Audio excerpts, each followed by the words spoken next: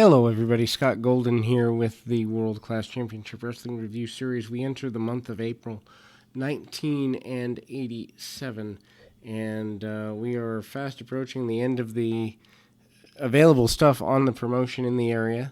And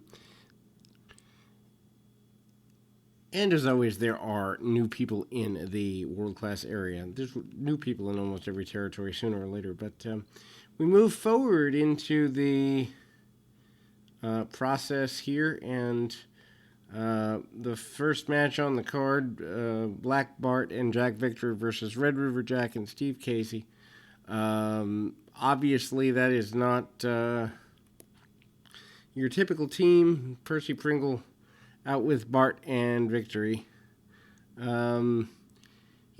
Casey being known around here. Bart, of course, the former world-class champion, uses a bear hug and the like. Casey, a guy who's been around the area for quite a while, perennial babyface who really doesn't get a lot done in terms of making major impacts, but is always at least passable, at the very least, sometimes good in the ring. Victory, of course, has been around. Red River Jack sends the Victory over the top rope with a hard shot, chop block by Jack Victory, and Bart ends up falling fate to the nature of Red River Jack.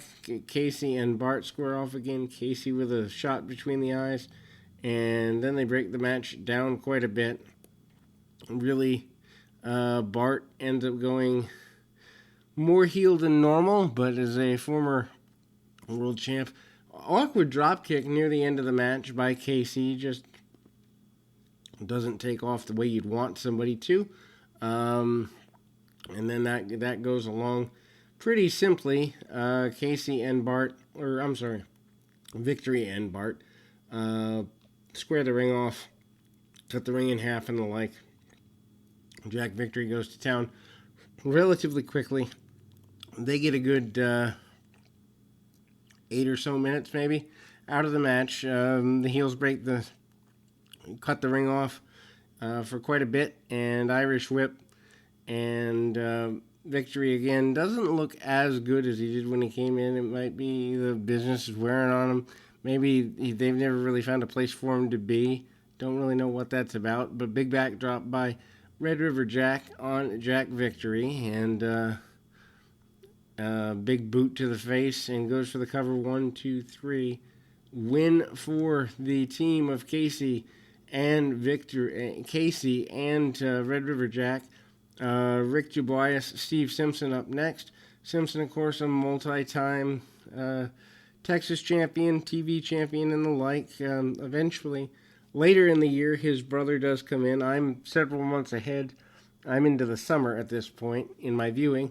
Hopefully, most of those will go up tonight, if not tomorrow. My goal to have the entire world-class run that's available finished by next weekend. That's the goal. Tackled by Simpson, works the head. As I look at Steve Simpson, he's one of the guys that I honestly can say I'm surprised never got a look from WWE or WCW in a serious way after World Class ended. I know he does some stuff with Global, other Texas independents, but amazing to me. Maybe visas were the issue. I don't really know. But anyhow, roll up 1, 2, 3 with a small package victory for Simpson, and he has his issues there. Actually manages to get a backslide and for the victory. Then we go to Lance Von Erich and the Fantastics for interviews. Von Erich talks about being in the main event this week. His main event is with Nord the Barbarian, who attacked him in previous weeks during an interview segment. And so that's that. Adias and Madril versus the Fantastics up next. Of course, Adias and Madril, the former tag team champions, so they are certainly looking to get their belts back and the like. not necessarily a fan of these belts, to be completely 100% honest with you. They just look, I don't know, kind of dicey. Bobby Fulton starts off, and obviously Madrill, a guy who's been around for quite a while. Madrill, I believe a Texas native. Bobby manages to tag, literally as in punch, Adias off the apron. There's some miscommunication there. Tommy Rogers comes in. Shoulder tackle, shoulder lift takeover. Tag team champions square off and cut the ring off. Heels go to the outside, spend a good bit of time out there complaining. Not the way to get things done, but anyway, that's what they do. And so Adias makes his way back to his feet, manages to cut the ring off, and Madrill comes back in. He brawls a bit with Bobby Fulton. Fulton and Adias end up brawling a bit too. All four guys break into the ring after a few minutes, and not much gets accomplished there. Fantastics do end up getting a mild victory here. I believe, let me just double check. Yeah, and the heels bail out and kind of get their attempt at cheating and whatnot. So the Fantastics managed to come up with the victory. And then we go to a less than stellar, I guess you'd say a squash match for newcomer Eli the Eliminator. I don't know much about Eli. I think I've heard of him before, but he's part of Gary Hart's stable. John Holiday is the guy who is taking care of him.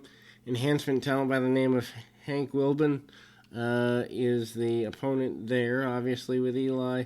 Eli going to be taking his opponent down quite easily. Body slam and leg drop, 1, 2, and the enhancement talent actually kicks out. Bit of a surprise there. Eli, the Eliminator, that goes right to the brawling tactics, tries to get an advantage for himself. Holiday on the outside, not terribly overly impressed. Stun gun by the Eliminator. Eliminator, good size on him, wears leather and leather pants, leather jacket, typical tough guy look, and that's that. But the Eliminator gets his victory with, oddly enough, a tombstone pile driver. So you'd think that would bode well for him, but he doesn't really, over the months to come, do a lot of much. Nord the Barbarian and Lance Von Erich is your main event for this week. Nord the Barbarian, of course, training under and mentoring under Bruiser Brody. Lance Von Erich has been a mainstay during this entire run. Nord uses side headlocks and other takeovers to get things going his way. Actually uses more wrestling technique than one would expect someone in his position to use. However, training with the AWA, you're going to get that wrestling acumen whether you want it or not. I still can't fathom that he came into WWF 91-92, years after this takes place. Guy who really did not get the full value of his ability in the ring, to my estimation. Anyway, Nord manages to overpower his adversary for quite a few minutes, tries to break Von Erich down with punches, kicks, and strikes. Nord tries to get whatever advantage he can get as quick and easily as possible. Von Erich comes back to his feet, punches him in the mouth quite a few times. Big hip toss by Von Erich, and a drop kick right under the chin of his adversary. Then we see, the continuation of shots.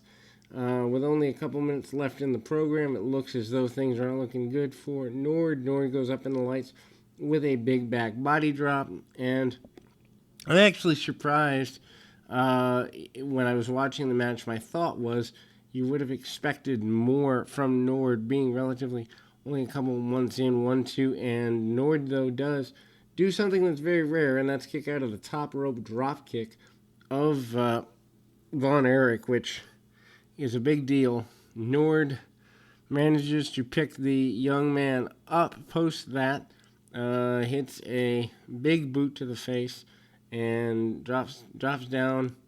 Manages to get a 1, 2, and a 3 count, and that'll close us for this week. We'll be back with more April right after this.